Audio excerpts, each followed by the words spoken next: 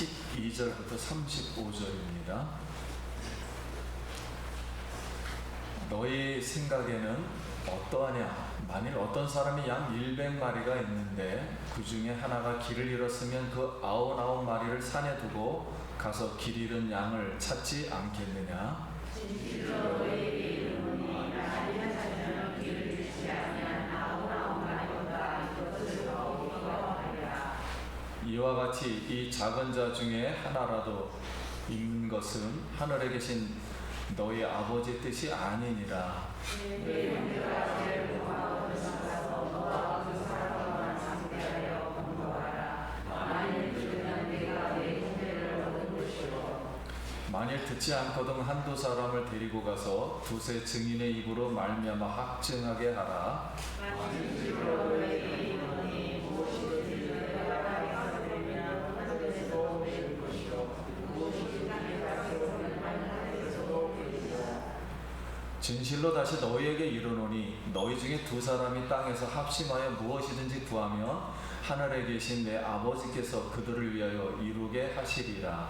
세 사람이 내 입으로 모인 것을 하고 들으시니 아니라 그때 베드로가 나와 이르되 주여 형제가 내게 죄를 범하면 몇 번이나 용서해 주리이까? 7번까지 하오리이까?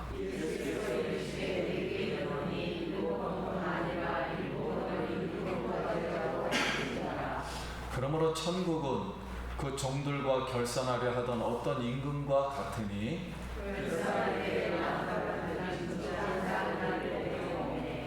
갚을 것이 없는지라 주인이 명하여 그 몸과 아내와 자식들과 모든 소유를 다 팔아 갚게 하라 하니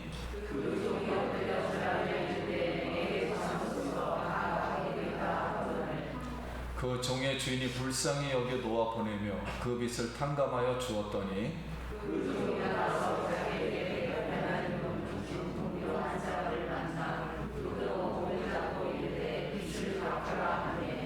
그 동료가 엎드려 간구하여 이르되 나에게 참아주소서 갚으리이다 하되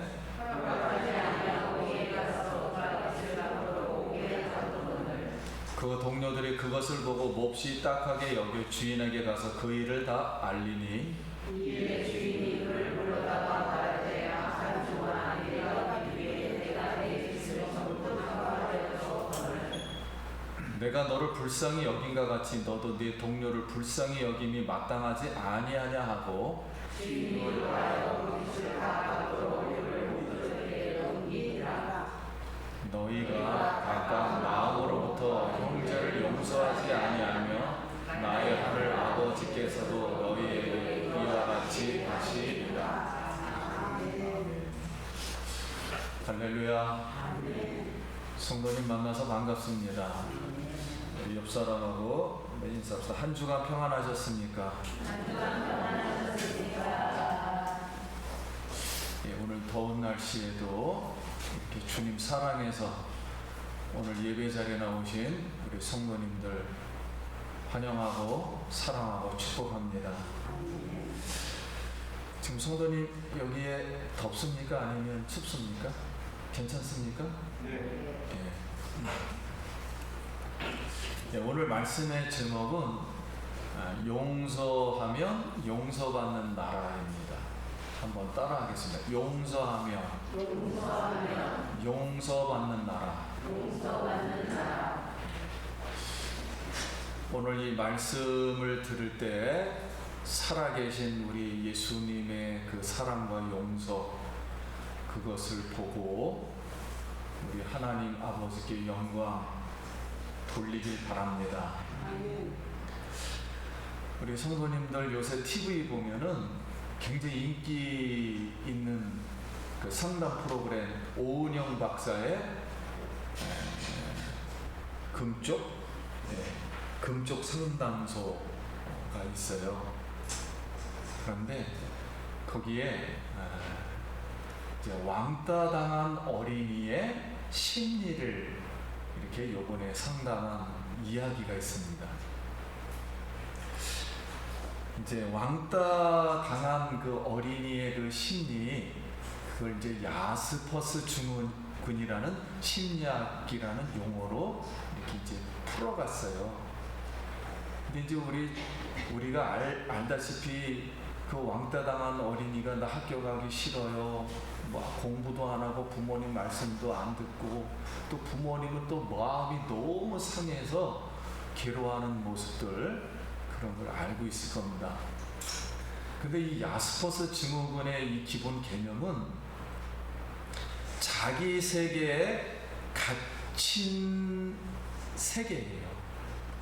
그러니까 왕따를 시킨 사람도 자기 세계가 있고 무리의 세계가 크게 있고 또 이 왕따를 당한 사람도 자기 세계가 하나가 있는 거예요. 그러니까 두 개의 세계가 완전 다르니까 충돌이 빚어지는 거죠. 그래서 견딜 수가 이제 없어서 이런 이제 어려운 그 괴로움을 이제 당하고 아파합니다. 이제 이런 모습을 오늘 본문에 있는 99마리의 양을 두고 한 마리의 양을 찾아 나서는 예수님의 심정하고 이렇게 비유가 되는 말씀이에요. 그럼 이제 오늘 말씀은 이제 두 개의 비유로 오늘 되어 있습니다. 첫째는 99마리를 두고 잃어버린 한 마리 양을 찾는 비유인데요. 이 비유의 말씀을 하게 된 배경으로 그 앞에 우리가 먼저 시간에 어린아이와 같은 비유와 연자 맷돌의 비유의 말씀의 의미를 가지고 이 말씀을 하신 거예요. 그러니까 연결이 되어 있는 이 말씀입니다. 이 말씀의 시작은 제자들이 천국에서 누가 크니까 이렇게 질문을 예수님께 했을 때 예수님이 대답을 하는 것으로 예수님이 지금 십자가에서 앞으로 죽으시고 부활하여 천국 하나님의 왕국을 통치할 것을 그대로 가르친 것을 듣고 전하는 것, 이게 유대의 개념의 어린이거든요. 그러니까 앞으로 예수님의 제자들이 예수님의 말씀을 듣고 그대로 전하는 것, 이게 어린아이 같아야 천국에 들어온다. 그리고 그 다른 사람의 말을 듣고 그대로 행하는 사람을 겸손한 자다, 이렇게 유대인들은 생각을 해요. 그래서 이렇게 겸손한 제자, 어린아이 같은 아이는 소자라는 뜻이죠. 소자가 천국에 들어갈 수 있다. 그러나 만약 이 어린아이 같은 아이의 말을 실족시키면 지옥불에 떨어진다는 거예요. 다시 말하면 예수님의 제자를 실족시키면 바로 지옥불에 떨어진다, 이렇게 교훈한 말씀입니다. 그래서 손과 발로 죄를 짓고 지옥에 들어가는 것보다 손과 발을 잘라버리고 영생에 들어가는 것이 낫다 하면서 그 유대의 이 문화에 어린아이가 8일 만에 할례를 하거든요. 할례를 할 때 이 어린아이 소자죠. 이 소자가 많이 죽었어요. 여러 가지로 죽었어요. 그래서 죽을까봐 생명을 보호하는 천사가 오기를 기다렸어요. 근데 엘리야가 구름 타고 올라갔잖아요. 회오리 바람 타고. 그래서 엘리야가 오기를 기도했단 말이에요. 그래서 의자를 3개를 놨단 말이에요. 하나 할례하는 사람, 할례 받는 아버지가 또 옆에 있고 그 아이 있고 의자를 갖다 놨어요. 왜냐면 와서 이 어린아이의 생명을 보호해달라, 이렇게 이제 할례할 때 그렇게 기도한 것처럼 이제 앞으로 예수님이 십자가에서 죽으시고 부활로 하시면 이제 제자들의 생명이 살아나잖아요. 우리의 생명이. 그래서 그 보호받는 것을 전하는 이 제자들, 소자를 만약에 없이 여기면 지옥불에 떨어질 것이다 라고 이제 교훈을 하신 후에 물은 겁니다. 이렇게 이제 들어보니까 제자들에게, 그래서 예수님이 제자들에게 99마리의 마리를 두고 잃어버린 한 마리 양을 찾으면 99마리보다 잃어버린 한 마리 양을 찾아 더 기뻐하는 것이 작은 자 중에 하나라도 있는 것은 하늘 아버지의 뜻이 아니니라 하고 이렇게 가르쳤어요. 이게 무슨 뜻입니까? 오늘날은 이 성경에 있는 배경에 있는 이 말씀의 과정을 따르질 않고 우리가 무조건 잃어버린 사람 한 명을 찾아야 된다. 이제 이렇게 이제 이해를 하거든요. 근데 이스라엘 사람들은 하나님이 선택한 하나의 공동체로만 생각합니다. 그러니까 이스라엘, 유대인, 하나님 공동체는 연합사고로예요. 하나라는 개념으로 이해를 합니다. 그래서 이 공동체에서 하나님이 계시고 구원받은 공동체인데 하나가 분리되면, 잃어버리면 위험해지는 거죠. 그들에게는 있을 수가 없는 거죠. 이게 이해가 잘 안 되는 거예요. 하나가 떨어져 나가면. 그래서 예수님이 비유한 건 지금 99마리의 양은 이스라엘 하나님의 공동체, 이스라엘 나라를 지금 말한 것입니다. 이스라엘 나라를 말했고, 잃어버린 한 마리 양은 지금 예수님을 따라서 예수님의 십자가 부활을 전하니까 아무도 이해를 잘 못하는 거예요. 그러니까 떨어져 버린 하나의 또 공동체를 말하는 거예요. 잃어버린 한 마리 양은 예수님의 제자 공동체를 말하는 것입니다. 이 제자 공동체를 지금 배척을 했단 말이에요. 배척을 해서 분리된 예수 제자의 공동체가 이렇게 있는데, 예수님은 둘 다 구원받기를 원해요. 이스라엘도 구원받기를 원하고 예수 제자들도 구원받기를 원해요. 그런데 유대 공동체 하나님의 이 공동체가 예수 제자의 공동체와 같은 백성으로 생각을 해야 되는데 같은 백성으로 생각을 하지 않는 거예요. 왜냐하면 예수님은 자꾸만 유대 종교에 대해서 율법과 성전을 반대한다고 보는 거예요. 제자들도 엉뚱한 얘기를 한다고 보니까 공동체로 받아들이지 않고 업신 여겨버렸다는 거예요. 무시해버렸다는 거예요. 이 예수님과 예수님의 제자들을. 그래서 우리가 성경에서 배운 대로 대제사장, 서기관, 바리새인, 사두개인, 헤롯, 빌라도, 유대 군중, 로마 군병, 심지어는 예수의 제자인 가룟 유다까지 예수를 십자가에 못 박아 죽임으로 예수 제자를 포함하여 다 업신여겼습니다. 결국에 가서는. 그래서 이들은 지옥불에 떨어질 거라는. 왜 이들은 이렇게 예수의 제자들을 똑같은 율법을 가지고 하나님 말씀을 예수님이 완성하러 왔는데 이해를 못했냐면, 본인들이 자신들이 볼 때는 자기의 의로 본 거예요. 근데 하나님의 눈으로 볼 때는 이 안에 죄가 많이 있었거든요. 그 죄인이고, 자기가 볼 때는 여러 가지의 종교적인 행동을 하니까 의만 보이는 겁니다. 근데 하나님 볼 때는 죄가 보이니까는 너는 죄인이다, 그러니까 그걸 이해를 못했어요. 그래서 그 속에 있는 죄를 예수님이 십자가에 죽으시고 부활해서 모든 죄를 사한다. 이 하나님의 구원사의 그 시간과 공간, 그 시간들을 잘 이해를 못하는 바람에 이런 사건이 벌어진 거예요. 그래서 예수님은 이스라엘 하나님 공동체를 회복하러 오신 겁니다. 뿐만 아니라 대한민국의 하나님, 우리의 하나님, 우리의 공동체도 회복하러 오신 줄 믿습니다. 그럼 하나님 나라의 백성은, 생명은 모두가 다 소중한 거예요. 그래서 첫 번째 우리가 배울 교훈의 말씀은 하나님 나라 천국 예수 공동체 제자, 이 한 명이라도 소호자를 실족시키거나 업신 여기지 말고 겸손한 자가 되어서 하나님의 얼굴을 우리 모두가 뵙기를 바랍니다. 이제 우리 세계에서 베스트셀러 중에 하나인 레미제라블이라는 책이 있었어요. 제가 책을 좋아하게 된 원인 중에 하나가, 저희 밑에 예전에 사는 밑에 분이 만화를 만드는 그 출판사에 다니셨어요.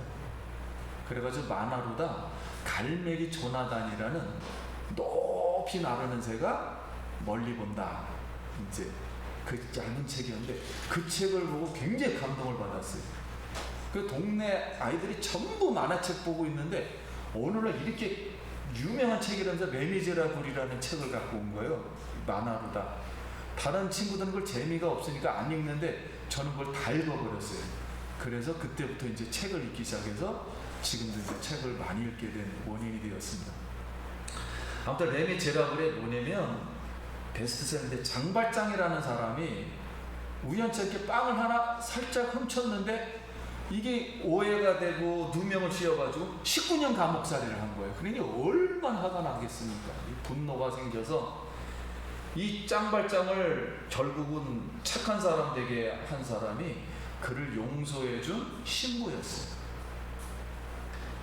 오늘 마태가 갑자기 잃어버린 한 마리의 양을 찾는 비유를 한 다음에 용서할 줄 모르는 종의 비유를 갑자기 갖다 붙인 거예요. 그걸 이해했느냐? 그러고 나서는 베드로가 물었어요. 용서해야 되구나. 이런 생각이 들었으니까 갑자기 성경이 몇 번이나 용서해야 됩니까? 그때 7번 용서하라고 나와 있거든요, 율법에. 그러니까 몇 번이나 용서해야 됩니까? 그래서 이제 물으신 거예요.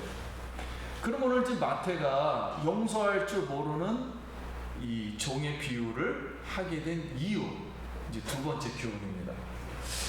자, 유대 하나님의 공동체는 이런 생각을 늘 하고 있었어요.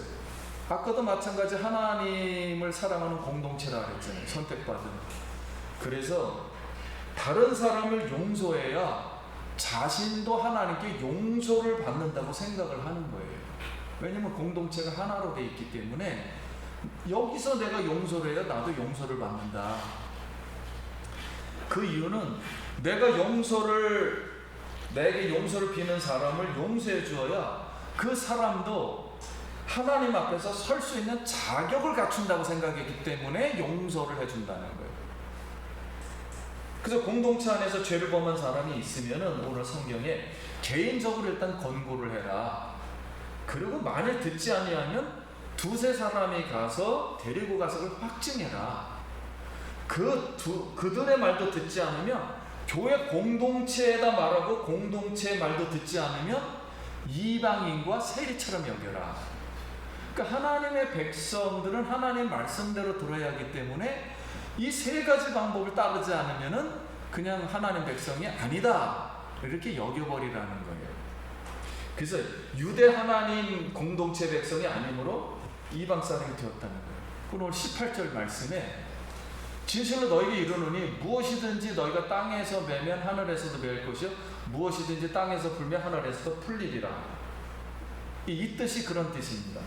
유대 하나님 공동체에서 죄진 자가 용서를 빌었는데 용서를 만약에 해주면 하나님도 용서할 것이고 만약에 용서를 안 해주면은 이 공동체 안에서도 하나님 앞에 용서를 못 받는다는 거예요. 그래서 하나님도 용서하지 않을 거라는 거예요. 그래서 19절 말씀에 진실로 다시 너에게 이르노니 너희 중에 두세 사람이 땅에서 합심하여 무엇이든지 구하면 하늘에 계신 내 아버지께서 그들을 위하여 이루게 하시리라. 그랬더니 이 말씀은 용서에 대한 말씀이거든요. 그랬더니 이 배경을 모르고 한국에서는 두 명이 기도하면은 두 명이 기도하면 한 명보다 낫지 않냐. 근데 뭐 100명보다는 많은 교인보다는 세 명이 이거 작은 거 아니냐. 그러니까 조금 더 열심히 했어도 하나님 들어준다. 이렇게 이해를 하는 거예요. 근데 이건 잘못된 이해고 이 말씀은 두 사람이라는 것은 앞으로 가해자와 피해자가 하나님 법정에 쓴 겁니다. 하나님 나라의 공동체는 하나님 앞에 서 있는 자체예요. 예배 자체가. 그래서 여기에서 가해자가 있고 피해를 본 사람이 있는 거예요. 두 사람이 화합을 하라는 거예요. 화합하면 구하면 하나님께 구하면 그 뜻은 화합하면 그러면 이제 하나님 나라의 공동체 하나가 됐잖아요. 그러면 하나님의 말씀이 여기서 나타나고 하나님이 나타난다 그런 뜻입니다. 또 두 사람이 합심하여 구하면 하나님이 이들과 함께 계신다 그런 뜻이에요. 올바른 공동체였다 이런 뜻으로 이제 말을 한 겁니다. 그래서 우리가 이제 성경에 너희가 세상 법정으로 자꾸만 끌고 가지 말라, 고소를 하지 말라 그랬단 말이에요. 그것이 하나님 공동체다. 그래서 두세 사람이 내 이름으로 모인 곳에 나도 그들 중에 있느니라. 그래서 결국 우리는 이 하나님 나라라는 것은, 천국이라는 것은 고소하고 고발하는 곳이 없어요. 살롬의 나라입니다. 죄가 없는 나라예요. 그러니 죄가 없기 때문에 고소해야 될 이유도 없고 고소받아야 될 이유도 없고 내가 용서를 빌고 용서해야 될 이유가 없는 거죠. 다 용서받은 사람들만 사는 곳이니까 천국은. 그래서 내가 이 지금 하나님의 통치를 받고 있는 이 세상에서, 왕국에서는 용서를 해줘야만 용서를 받을 수 있다. 이런 이제 하나님의 말씀입니다. 그랬더니 21절에 그때 베드로가 나와 이르되 주여 그럼 형제가 내게 죄를 범하면 몇 번이나 용서해 주리까? 7번까지 하오리까? 이제 율법에는 7번 한 것은 온전하게 하라는 거죠. 완전수로다. 용서가 될 때까지 하라는 거예요. 상대방이 만족이 될 때까지. 그랬더니 22절에 예수께서 이르시되 7번이 아니라 70번씩 7번까지로 할지니라 그랬어요. 자, 이 말씀을 한 것은 여러분 구약시대 때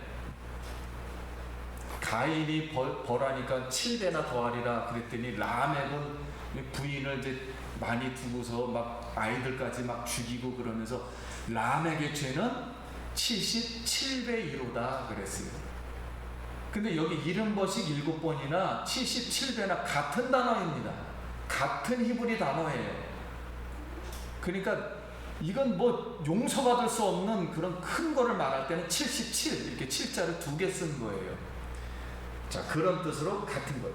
그러면서 이게 무슨 뜻입니까? 물었더니 예수님이 그러면 비유를 하나 들겠다 하고서 용서할 줄 모르는 종의 비유를 든 거예요. 그게 오늘 말씀이에요. 그럼 이제 23절에 이렇게 시작해요. 그러므로 천국은 그들과 결산하려 하던 어떤 임금과 같으니 그랬어요. 자, 여기서 그 당시의 문화를 이해를 해야 돼요. 여기 결산하는 어떤 임금과 같으니 그랬더니 결산하는 날은 마지막 날이잖아요. 그럼 유대 나라에서 이 마지막 날이 언제냐면 우리가 이제 절기를 이제 저번에도 배웠는데 예수님의 마지막 절기는 예수님이 재림하는 절기거든요. 그 재림할 때 나팔절이라 한다. 나팔 보고 오신다 그러잖아요. 나팔 불 때. 그래서 나팔절이에요. 근데 나팔절 다음에 예수님이 오시고 나서 이 사람이 죄인이다 아니다 이렇게 가려요. 가리는 그 시간을 유대인들은 10일간의 기간이 있습니다. 그리고 맨 마지막 날 하나님 이 인류를 다 예수님이 와서 죄인과 악인을 갈랐고 이제는 이 모든 것을 내가 회복해서 하나님 앞에 여태까지 온 인류의 모든 것을 다 바쳐드립니다.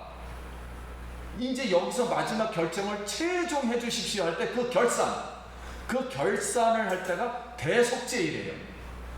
그러면 이제 우리 세상 달력으로 보면 우리 같은 나라 같은 경우는 12월 31일입니다. 그날이 31일 날 여태까지 모든 죄를 다 용서해 주시고 새 나라를 새로운 세계를 시작할 수 있겠습니까? 라고 용서해 주십시오 하고 하는 날이 대속죄일이에요. 근데 이 대속죄일을 맞이하기 위해서는 우리가 잊어먹은 죄도 있고 용서 못한 것도 있을 거 아니에요. 그래서 이스라엘 백성들에게 최종 한 달간을 주는데 마지막 10일 동안 그때는 직접 와서 서로가 용서해달라 용서를 빕니다. 요때 10일 동안에 못하게 되면은 대속죄일날 이제는 용서를 안 하게 되면은 본인도 용서를 못 받게 되는 거예요. 최종에 가서. 그래서 결산할 때 임금이 결산할 때에 하면서 이제 비유를 한 거예요.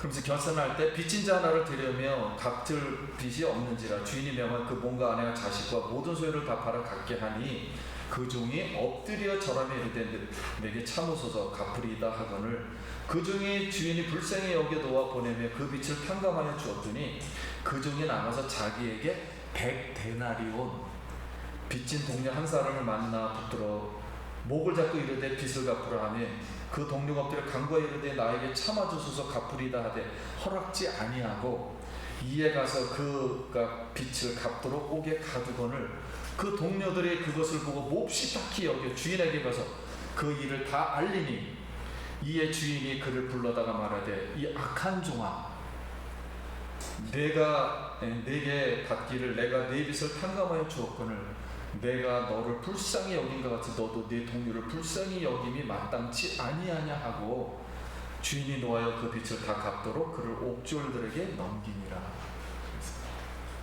여기 1만 달란트는 상상할 수 없는 돈이에요. 지금 몇 조가 넘는 돈입니다. 이게 상상할 수 없는 이 빚을 졌다는 거예요. 이 말씀은 무슨 뜻이냐면 천국 임금은 예수님이고요. 그리고 1만 달란트 빚진 사람들은 이스라엘 하나님 공동체입니다. 하나님이 여태까지 이스라엘을 선택하고 용서해주고 성전 만들어주고 율법 주고 이렇게 해서 지금까지 인도해 주었어요. 그래서 1만 달란트 도저히 인간의 행위로는 갚을 수 없는 어마어마한 큰 은혜를 주었어요. 이스라엘 공동체에게. 그런데 100다나리오 빚을 진 사람은 예수님의 제자들이에요.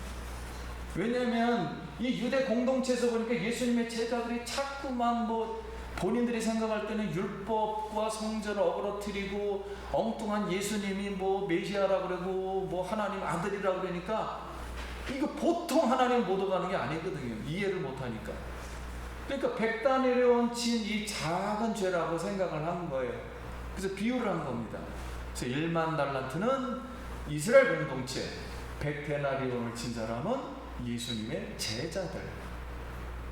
그래서 하나님이 이스라엘 유다 백성의 지은 죄가 너무 커서 갚을 수 없을 정도에서 용서는 주었는데 갚으리다 하며 그들이 회개해서 긍휼히 여겨 탕감해 주었어요. 그런데 하나님의 긍휼로 용서받은 유대인 백성이 같은 형제인 예수님과 예수님의 제자들 는 십자가에 못 박아 죽이고 제자 공동체를 배척하며 용서하지 않았어요. 그들이 용서를 하지 않았으니까 예수님이 부활하고 나서 이들을 용서하겠습니까? 용서받지 못했습니다. 결국 그들은 회개를 하지 않았거든요. 그래서 예수님의 죽음과 부활로 천국을 통치하는 나라는 예수님에게 용서받았기에 용서하는 나라입니다. 그래서 오늘 이 마태복음은 예수님이 지금 계속 내가 십자가에서 죽고 3일 만에 부활할 거라는 걸 계속 가르치는 내용이에요. 그래서 지금 첫 번째 가르쳤는데 이해를 못해서 두 번째 단락에다 또 가르치고 있는 중입니다. 아직 두 번째예요. 앞으로 한 번 더 또 가르칠 거예요. 그게 28장까지 계속됩니다. 그래서 오늘 천국은 대속죄일날 속죄받는 나라예요. 그래서 히브리서에 그 말이 있죠. 이 나라를 하나님 앞에 다 올려드립니다. 그럴 때 새하늘과 새 땅이 펼쳐지니 이제 이렇게 되는 거예요. 만약 용서를 비는 자에게 용서하지 않는다면 예수님으로부터 용서받지 못할 것이며 예수님부터 용서받지 못한다는 것은 천국 밖으로 떨어진다는 거예요. 그러니까 지옥불에 떨어진다는 거죠. 그러니까 수많은 기독교인과 우리 자신들도 마찬가지예요. 내가 예수를 믿어줬다. 그러니까 나는 무조건 천국 간다. 그러고서는 엄청난 죄를 지었는데도 나는 무조건 천국 간다는 거예요. 그건 성경적이지가 않아요. 그건 내 교리에 있는 거지. 이론적으로만 받아들이고 있지 실제 성령님이 와서 이 나라는 용서하고 용서하는 영을 주신 건데 십자가의 영은 용서하고 생명의 영을 불어서 사람을 살리는 영을 주신 건데 맨날 정죄하고 죽이고 하는 것은 사단이 하는 거죠. 예수님이 오신 것은 내가 생명으로 풍성을 얻게 하고 도적이 오는 것은 죽이게 하는 거다 이렇게 말씀하셨거든요. 오늘 사랑하는 성도님, 우리가 세상에 살다 보면은 세상은 상대적이고 죄인들이 사는 곳이고 이 예배 공동체도 우리가 죄를 용서받으러 온 예배거든요. 모든 예배의 기본은 내가 오늘 속죄를 받느냐 못 받느냐 하는 게 가장 중요해요. 내 행위가 오늘 옳았느냐 그랐느냐를 오늘 따지는 게 아니라 여기서 오늘 내가 여기서 하나님으로부터 용서를 받느냐 못 받느냐 하는 거지. 그러나 우리 예수님은 하나님의 원뜻은 모든 백성이, 하나님의 형상을 입은 백성이 만약에 죄를 지었다 할지라도 주님 앞에 나와서 용서를 구했을 때 십자가에서 피로, 하나님의 피로 우리를 용서하시는 하나님이심을 믿습니다. 그 증거로 새로운 생명, 성령을 주신 거예요. 앞으로는 죄를 짓지 않도록 하는 하나님의 능력의 성령. 오늘 사랑하는 성도님, 세상에서 여러 가지 어려운 일들이 있습니다. 도저히 우리가 감당할 수 없는 일들이 많아요. 그렇다 할지라도 예수님께 내가 용서를 받았기 때문에 용서하는 그런 마음을 갖고 용서해 주길 바랍니다. 그리고 하나님의 사랑을 이렇게 온 세상 사람들에게 증거할 수 있는 우리가 되길 바랍니다. 왜냐하면 내가 용서하지 않으면 내가 불편해요. 내가 하나님 앞으로 불편해요. 하나님 나라는 불편해 있는 나라가 아니에요. 죄가 없는 나라예요. 살롬의 나라예요. 풀은 마르고 꽃은 시드나 하나님의 말씀은 영영이 서리라. 오늘 살아계신 예수님의 말씀을 우리가 듣는 이 순간 내 속에 있던 쓴 것이 다 사라지기 바랍니다. 단물이 되기 바랍니다. 내 속에 있던 이 사단으로부터 찍혔던 그런 응어리들, 골맞던 것들, 쓴 것들이 다 사라지기 바랍니다. 예수 그리스도로 말미암아, 예수의 피로 말미암아 우리의 마음이 성령의 마음, 평화로운 마음, 이 사람이 하나님 말씀을 말할 때, 하나님의 말씀을 말할 때 우리 영혼이 같이 힘을 얻고 소성하기 바랍니다. 바로 그 하나님, 우리 오늘 여기에 함께 계심을 믿습니다. 이 하나님을 은혜로 받고 찬양하는 우리 사랑하는 성도님들 되길 간절히 바랍니다. 그래서 이제 하나님 나라 백성으로 이렇게 되었다면 앞으로는 용서의 마음만 가지고 하나님이 주시는 아가페의 사랑, 하나님이 주시는 이 풍성한 하나님의 사랑, 이 사랑의 사람이 되어서 모든 생명을 더 살려주는 우리 성도님 되길 예수의 이름으로 축원합니다. 기도하겠습니다.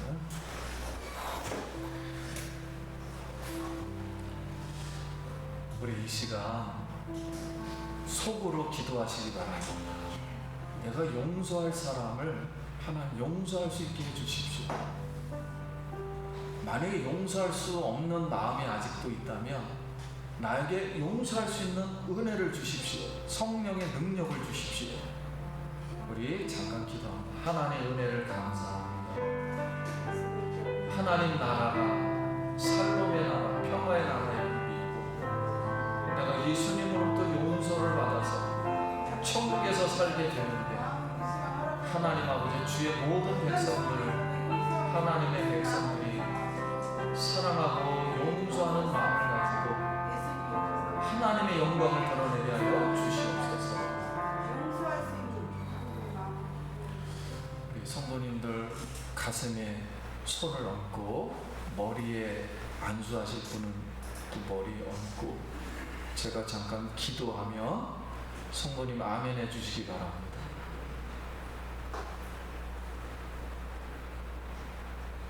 살아계신 하나님, 죄인입니다. 부족했습니다. 연약했습니다. 참 죄가 많아서 내 뜻대로 한 것이 많습니다.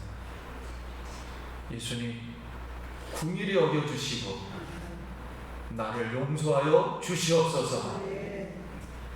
하나님, 우리에게 쓴물과 상처받은 것과 병든 것과 연약한 것이 있습니다. 예수 그리스도의 이름으로 쓴물이 변하여 단물이 되게 하여 주시옵소서. 물이 변하여 포도주 되게 하여 주시옵소서. 소경이 눈을 뜨게 하여 주시옵소서. 앉은 매이가 일어나게 하여 주시옵소서. 죽은 내 영혼이 소송케 하여 주시옵소서. 성도님들, 세상 살기 점점 어려워집니다. 그러나 주님이 함께 하시며 주님이 100배의 열매도 거둘 줄 믿습니다. 이삭에게 축복하신 그 축복을 부어 주시옵소서. 예수님 이름으로 축복 기도드립니다. 아멘.